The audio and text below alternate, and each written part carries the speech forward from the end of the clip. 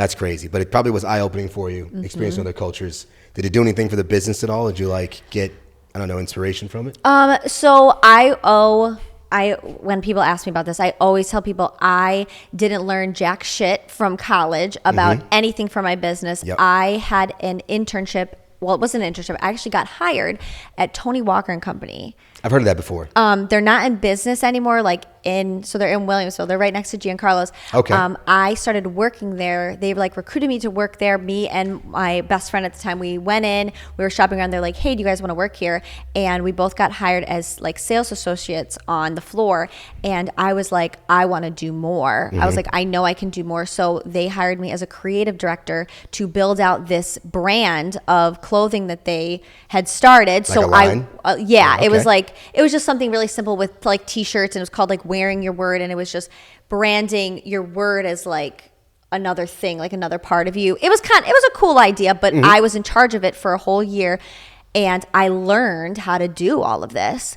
From the pictures to the social media, everything. They gave me the tools to do it, and I learned it. So okay. I've basically done everything I learned from there is what I've applied to Bleached by Abigail Lee. And that's why I owe a lot of it to them giving me that opportunity to try to build something. And now I've taken this into my own hands and I've built this. Okay. Yeah. That's actually pretty awesome. Yeah. Because I said the similar thing. I want to get into I know it started in 2017. I want to get into you moving to North Carolina and stuff like that and how that went. But I had my own marketing company too for 2.5 years.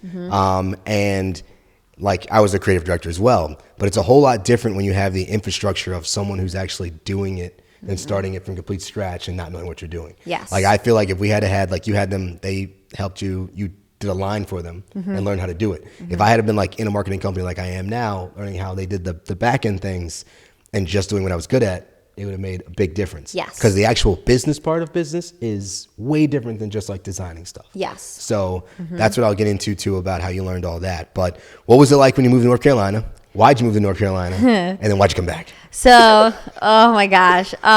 So I started BBAL. That's how I'll say that BBAL or B-ball. BBAL. I started it in 2017 as a way to make money to go on all the trips that I wanted to go on. Okay. So it was me and my best friend at the time. We were like, let's start a clothing line. We're gonna sell these clothes at the art festival in Lewiston. We'll make $1,000 or $2,000. That'll pay for our whole trips, and then we'll go on our trips. So we'll do this as our little side hobby, and then we can keep traveling together, and we'll have it paid for.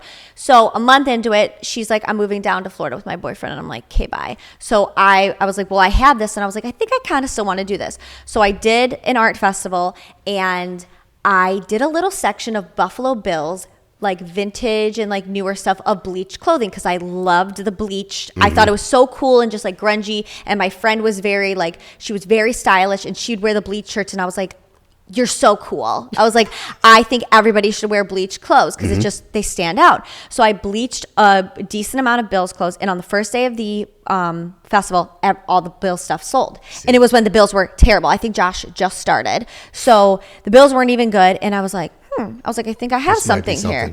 So I went out that night. I went to all the Salvation Armies I could and bought as many Bills clothes as I could. Stayed up till 3 a.m, bleached, washed, tagged all these pieces, brought them back the next day, and they all sold too. And I was like, I think that there's something going on here. So I was so excited. And then from there, I just started selling here and there, just, as my extra money.